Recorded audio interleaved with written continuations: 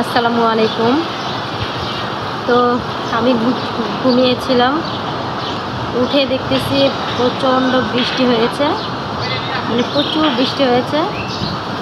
বুঝতে পেরেছিলাম ঘুমের মধ্যে, তো এত বৃষ্টি হয়েছে বুঝতে পারি নাই। অনেক বৃষ্টি হয়েছে, পানি জমেছে। আর এই যে দেখতেছি ভ্যানের উপরে কদবেল বিক্রি করতেছে, অনেকগুলো কদবেল।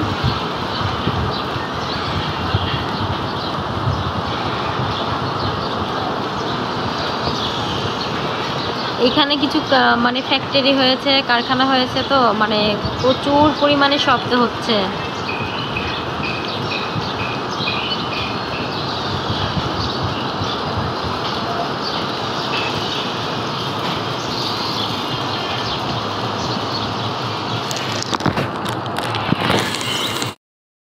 সবাই নামাজ পড়ার জন্য প্রস্তুতি নিচ্ছে, আজান দিয়ে দিয়েছে।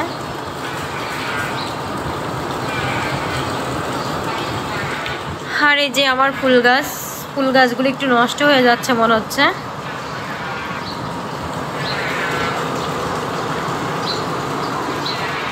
বেশি ঘন হওয়ার কথা ঘাস ফুল, কিন্তু এরকম পাতলা হয়ে যাচ্ছে কেন বুঝছি না। আর এটা যে নতুন লাগাইছি,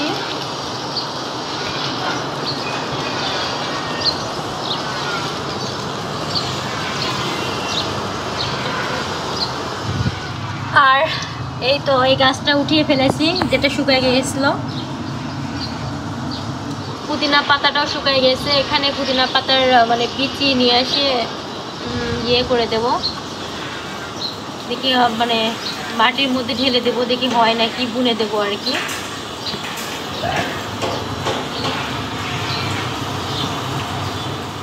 তো এই পাতাগুলো মরে যাচ্ছে কেন, মানে শুকায় যাচ্ছে কেন বুঝতেছি না। কোনো পোকা মাকড় কি।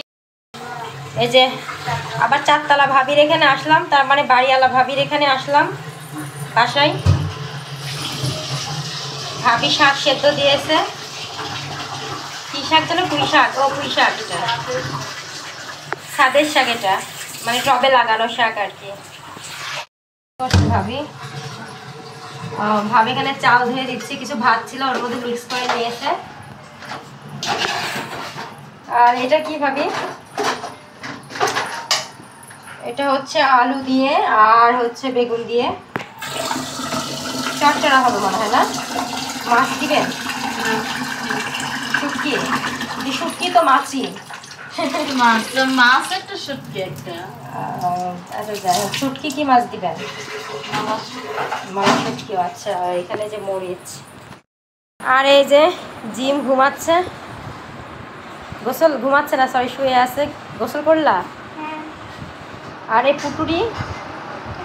পুটুরি জিন্স পরেছে না কি পরেছে?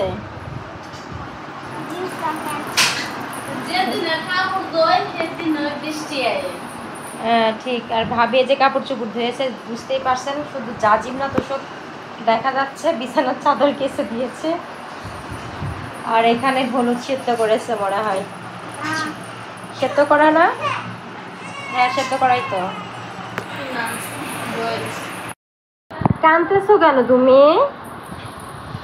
কাঁদতেছো কেন?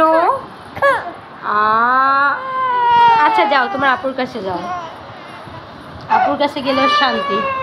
তাও তো দেখতেছি কাঁদছে। এটা আপনাদের সাথে শেয়ার করি। এই যে বৃষ্টি হয়ে সব কিছু ভিজে আছে, পানি জমে গেছে।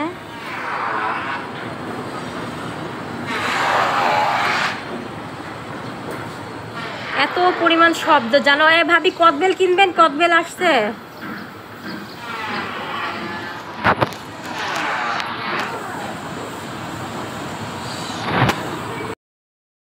তো এখন আমি দুধটা জ্বালায় নেব।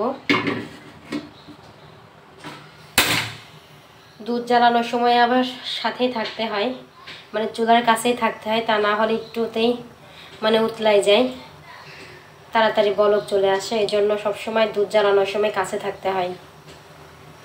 মাঝে মাঝে আমার ভুল হয়, চলে যায়, তখন দেখি একদম উতলায় পড়ে যায়, নিচে পুরো নোংরা হয়ে যায়। এই জন্য যতক্ষণ না হবে ততক্ষণ এখানে দাঁড়ায় থাকতে হবে চুলার কাছেই। এই যে আস্তে আস্তে বলক উঠতেছে। চুলার আঁচটা এখন একটু কমিয়ে দেব, তা না হলে পুরো চুলা নোংরা হয়ে যাবে। দেখা যাচ্ছে না ক্যামেরাতে, কারণ এটার গরম ভাপ উঠতেছে এই জন্য। তো পুঁই শাকটা বের করব। আমার শাশুড়ি গ্রাম থেকে কিছুদিন আগে পাঠিয়েছিল। এটা রান্নাই করা হয় না, দেখি কি অবস্থা। এখনো মনে হচ্ছে ফ্রেশ আছে, যেহেতু গ্রামের মানে ডাটা, তো গ্রামে তো অনেক সময় যে বানে হয় আর কি ডাটাগুলো,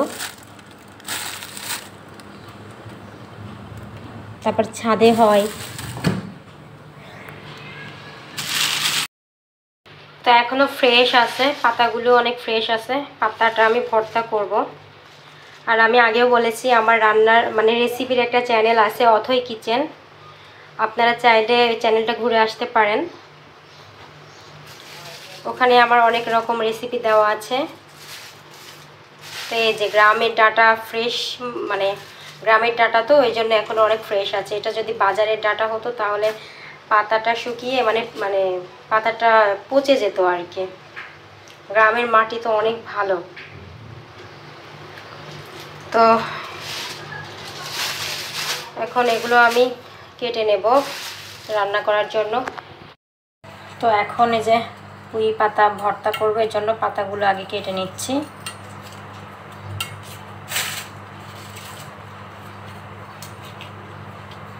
পাতাগুলো এখনো ফ্রেশ আছে।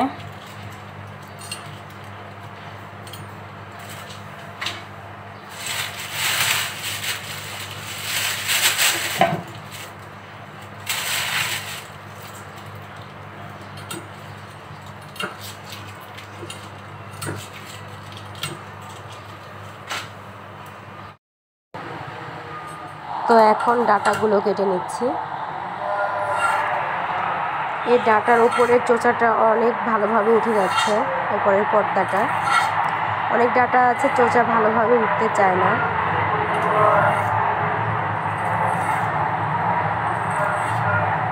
তো এই ডাটাটা পুরো মানে চোচা ওপর থেকে নিচ পর্যন্ত পুরোটাই উঠে যাচ্ছে।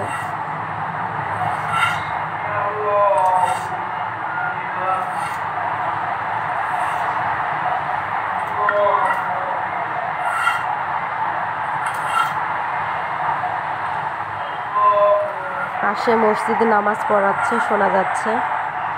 তো এই যে এরকম সাইজ করে আমি রাখছি ডাটা। তো চুলায় দিয়ে দিচ্ছি ডাটা। এখন মুগ ডাল দিয়ে দিচ্ছি। আপনারা চাইলে এটা মাখাল কিংবা মসুর ডাল দিয়েও ডাটাটা রান্না করতে পারেন। তো আমার এই ডাটার রেসিপি দেওয়া আছে অথই কিচেন চ্যানেলে, চাইলে দেখে নিতে পারেন। এখন দিয়ে দিচ্ছি পানি কষানোর জন্য, আবার একটু নেড়ে দিচ্ছি।